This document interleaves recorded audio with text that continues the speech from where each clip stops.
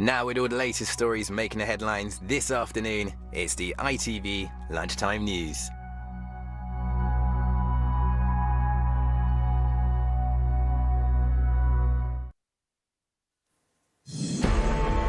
The West gamble over Ukraine. Will economic sanctions stop a full-blown Russian invasion? That is the hope and the plan after President Putin orders troops into Ukraine. Cue frenetic meetings across Europe, in Washington and in Westminster. We cannot tell what will happen in the days ahead, but, Mr. Speaker, we should steel ourselves for a protracted crisis. The United Kingdom will meet this challenge side by side with our allies. Also this lunchtime, another day, another downpour. First Storm Franklin, now severe flood warnings in some parts of the UK. The Queen cancels her planned virtual engagements for the day as the palace says she's still suffering mild COVID symptoms. The pandemic plan for Scotland, what to expect from Nicola Sturgeon today. Welcome home to the winning women who secured Team GB's only gold. I'm so proud of these girls, I'm so proud of everyone involved, and yeah, it's a dream come true for me.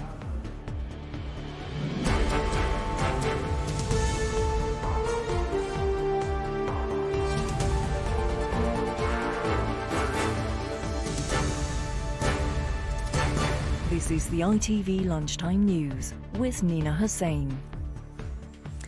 Good afternoon. The UK, European Union and the United States will all impose economic sanctions on Russia after President Putin ordered troops into two regions of Ukraine. The move has set up the European country as a battleground between the Russian president and the West. This lunchtime, Germany made a key announcement. It is suspending plans to open a new gas pipeline between Moscow and Berlin. Here, the Prime Minister announced sanctions against 5 Russian banks and 3 individuals, saying the people of Ukraine threatened no one and asked for nothing except to live in peace and freedom. So will such economic penalties against Russia work when the threat of them didn't? If not, what happens next? We will be live with the latest in Ukraine, in Washington and in Westminster. First, with the latest, here is Lucy Watson. The Russian dynamic is escalating and the threat could not be clearer. Tanks rolling into Donetsk late last night at the command of Russia's supreme leader. It prompted crisis talks at Downing Street early this morning. If Vladimir Putin continues down this track of violence, of aggression, of a full-scale invasion, of encircling Kiev itself, which is what he seems to be proposing to do, capturing the Ukrainian capital. It is absolutely vital that that effort, that conquest of another European country should not succeed. And in the last hour in the Commons, he went further, bringing sanctions into play. We cannot tell what will happen in the days ahead, but, Mr. Speaker, we should steel ourselves for a protracted crisis. The United Kingdom will meet this challenge side by side with our allies. The Prime Minister is but one voice in a chorus of international condemnation for Vladimir Putin. The toughest penalty yet coming from the German Chancellor. Die Lage ist heute eine grundlegend andere. The situation today is fundamentally different, he said. Then announced he was suspending the Nord Stream 2 gas pipeline project with Russia. It is in response to the dangerous words and actions of the Russian leader last night, when he signed a decree recognizing the independence of 2 breakaway areas of Ukraine and ordered his forces to carry out so-called peacekeeping duties there. The 2 separatist regions of Donetsk and Luhansk had been split. The red area nearest Russia is currently controlled by Moscow-backed rebels. The largest shaded part shows the entire republics. But as of yesterday, Russia is laying claim to the whole region. Eastern Ukraine has been in a state of conflict for 8 years, since Russia annexed Crimea. But today, President Zelensky vowed to his country that it will not succumb to provocation and wants its allies to step up.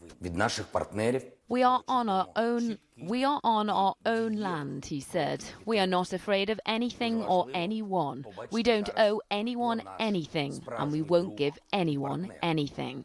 We expect clear and effective support steps from our partners. It is very important to see now who is our true friend and partner. Ukraine does not want to be Europe's shield against Russia, with the potential for tragedy immense. It is now a test for the West, a test of unity and strength. Lucy Watson, ITV News. Let's go live now to the capital of Ukraine and join our Europe editor, James Mates. James, what more do we know from the Kremlin about what Russia is intending to do? Well, they keep us in a suspended animation effectively in terms of knowing what their intentions are. I mean, this big demonstration here outside the Russian embassy by angry Ukrainians, I mean, they are already calling what's happened a direct invasion of their territory, and it is. But it will be qualitatively different if the Russians move from the areas that are currently held by rebels in Donetsk and Lugansk into the rest of those regions, which it seems they are officially going to recognize as independent, not just the rebel-held bits, but the bits that are still held by the, and without question, a much wider war, possibly right across this country. James, on this issue of sanctions, this German move of halting the approval of this new gas pipeline between Russia and Germany, what's been the reaction to that? Well, it's some surprise, actually, that they've been quite so robust about this. The Germans have held back. Olaf Scholz, their new chancellor, has not wanted to decertify this pipeline, which has been built but isn't yet running, because Germany depends so heavily on Russian gas. It will be a major step for them, and it's one he has taken. And actually, this removes quite a big block to Europe taking more significant sanctions against Russia because of this. The big problem for the West here is, do you go for the full sanction package now in response to what's already happened, or do you keep some back as a deterrent rather than just punishing completely? Do you keep some back as a deterrent to be used if Russia goes any further? And it looks like they're going for that latter option. All right, James Mates, thank you very much. Well, let's continue that theme then with our US correspondent, Emma Murphy. She joins me live now from Washington. How does the White House see the events of the last 24 hours? Well, the feeling here is very similar to what we were hearing from James there. In the last few moments, there has been a statement put out welcoming Germany's decision over Nord Stream 2. This is something the Americans would say has happened long after it should have done. They have been pushing for this for really a very long time, and it has made the negotiations much more difficult, given that Germany was so tied to that. Jen Psaki, the White House spokeswoman today, saying that this was something that they very much welcomed and were grateful for. Also, this whole issue of invasion or no invasion. As Russia was telling the world that they were sending those peacekeeping troops into those areas of Luhansk and Donbass last night, there were briefings going on here where reporters were repeatedly asking the administration whether or not this was an invasion, and they would not be drawn on it. They would not say for definite that it was. But this morning, just in the last hour, we have had confirmation that the White House does see what is going on now in Ukraine as an invasion by Russia. OK, a big development there then. On this issue of potentially holding sanctions back, we've seen that President Biden has announced sanctions in the two regions of Ukraine that we're particularly concerned about right now. Will he go further? Because that's not sanctions against the whole country. There is definitely going to be a move to put more sanctions in place during the course of the day. The guidance that we're getting is that they're going to act in waves. So those sanctions that we saw yesterday, particularly being put on operations in Luhansk and Donbass, will be expanded. And it is likely that they will cover much more in terms of trade to do with Russia. And the big question is, what individuals will America make the decision to sanction? Emma Murphy, for now, thank you very much. Finally, to Westminster, where the Cobra meeting took place earlier and the Prime Minister's address to the Commons has just taken place. Our political correspondent, Carl Dinnan, was watching. Will economic sanctions from the UK or elsewhere work when the threat of them didn't seem to? Well, I'm not sure what we heard announced here today. is necessarily going to work. The Prime Minister announced sanctions against 5 Russian banks and 3 Russian, effectively, oligarchs. Now, that means their assets will be frozen in the UK and they will be banned, and the people associated with them will be banned from travelling here. But this is exactly the problem that James was talking about a moment ago. Do you go for the full range of sanctions straight off, or do you keep some back for later should the Russians go further into Ukraine? Should they, for example, move into areas of Ukraine that they don't already control? Should they launch a full-scale invasion that targets the capital, Kiev? Well, at the moment, clearly the British government has decided to keep some in reserve. The Prime Minister has said that, but there are many MPs on all sides of the House of Commons who think that he should have gone much harder, much sooner. Labour, for example, are calling for Russia to be suspended from the SWIFT international money transfer system and for the Russia Today TV station to be closed down. Neither of those things have been announced by the Prime Minister today. One thing he did say, though, that is interesting, he said he found it inconceivable that the Champions League final, due in May, could go ahead in St. Petersburg. That's not within his gift, but it is the beginning of extreme pressure, I imagine, on UEFA, the European Football Association, to move that final elsewhere. Carl, in practical terms for people here right now, oil prices have surged in response to what President Putin did yesterday. What has the Prime Minister said about that? The context, of course, being the problem with fuel prices across the UK. That's right. Fuel prices already at an all-time high. Russia, a major oil and gas producer. Inevitably, fuel prices have gone up again and will continue to stay high as a result of this. Now, when asked about this earlier, the Prime Minister's spokesman said that the government had already introduced a package of measures to try and mitigate some of the effects of fuel poverty. But that was before this happened, and the government will now be under pressure to look again at what more it can potentially do about fuel poverty, and also will come under scrutiny for that national insurance rise that is coming down the track, which is adding to the cost of living crisis. Carl Dinham, thank you very much. Next this lunchtime, to the ongoing weather problems in the UK. Storm Franklin has passed, but heavy rain in its wake has led to some areas facing severe flood warnings today until tomorrow. Ben Chapman is in Shrewsbury, which was flooded. How is it there now? Well, this is the extremely swollen River Severn as all of that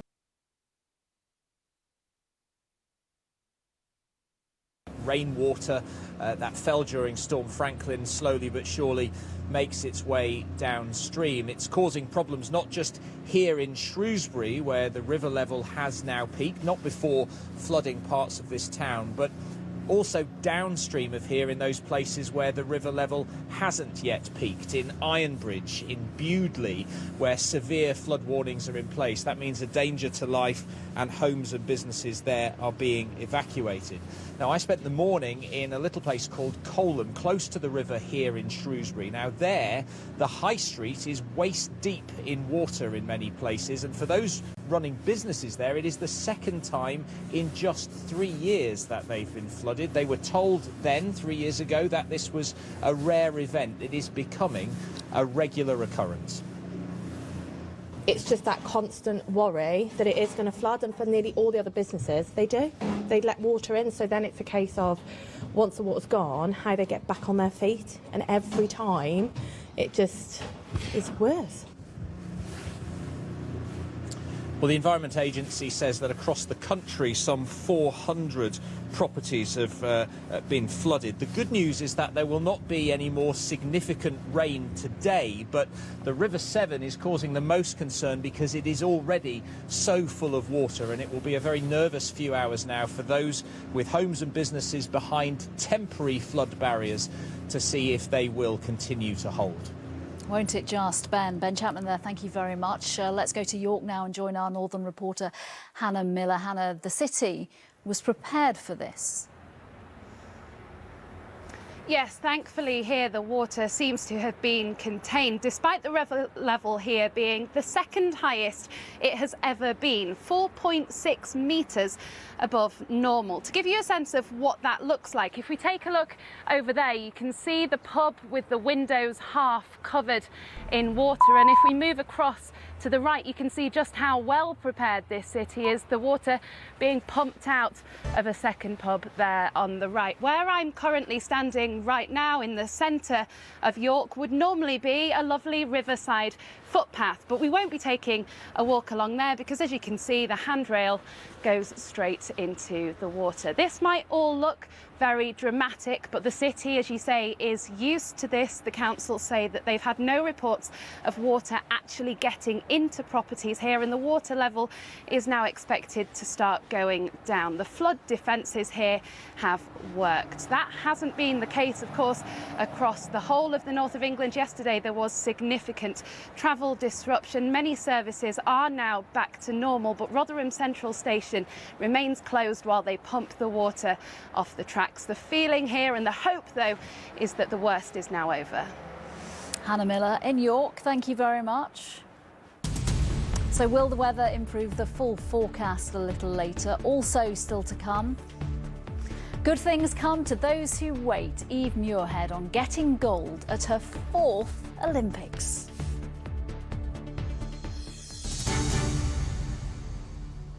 Before that, the Queen has called off her planned engagements today as she continues to experience mild COVID symptoms. Rachel Younger is at Windsor. Rachel, what is the latest? Yes, that's right. A change of plan here in Windsor today. The Queen, despite having COVID, was still going to have a number of audiences today. Online, of course. We don't know how many or who with, but we were told by a spokesperson from Buckingham Palace earlier today that due to what they describe as mild cold-like symptoms, the Queen had decided not to go ahead with those engagements. Now, they haven't given us more of a picture about what we can expect later this week. We know, of course, that the Queen would normally have her weekly telephone conversation with the Prime Minister tomorrow, but it's my understanding that when it comes to that engagement, and indeed future ones, to be held online over the course of this week, that a decision will be made nearer the time, and that will be dependent on the Queen's health. Notable, though, I think, that the Palace are at pains in the same statement today to point out that despite putting off these engagements, the Queen will still be carrying out light duties. So, for example, still reading her red box of official papers, as she so dutifully does every day. So the tone here, one of reassurance to an understandably concerned public. Rachel Younger, thank you. 3 convicted terrorists, including the brother of the Manchester Arena bomber, have been found guilty today of attacking a prison officer in Belmarsh's high security unit. Hashim Abedi, along with the Parsons Green tube bomber and a man who spoke about carrying out a knife attack in London, assaulted the prison officer in May 2020. In the next half an hour, Scotland's First Minister is expected to announce Scotland's long-term strategy for the pandemic. It follows Boris Johnson's press conference yesterday, where he dropped all COVID restrictions and widespread testing. Our Scotland correspondent Peter Smith joins me now. Are we expecting the same from Nicola Sturgeon, Peter? Expect a similar roadmap with the same destination, which is... And I'm sorry, we seem to, as you can see, be experiencing some problems here with our power. I don't know if that is weather related. Let me just tell you that in other news, the Director of Public Prosecutions says there is a crisis of public trust over how the criminal justice system deals with rape and sexual assaults. The Crown...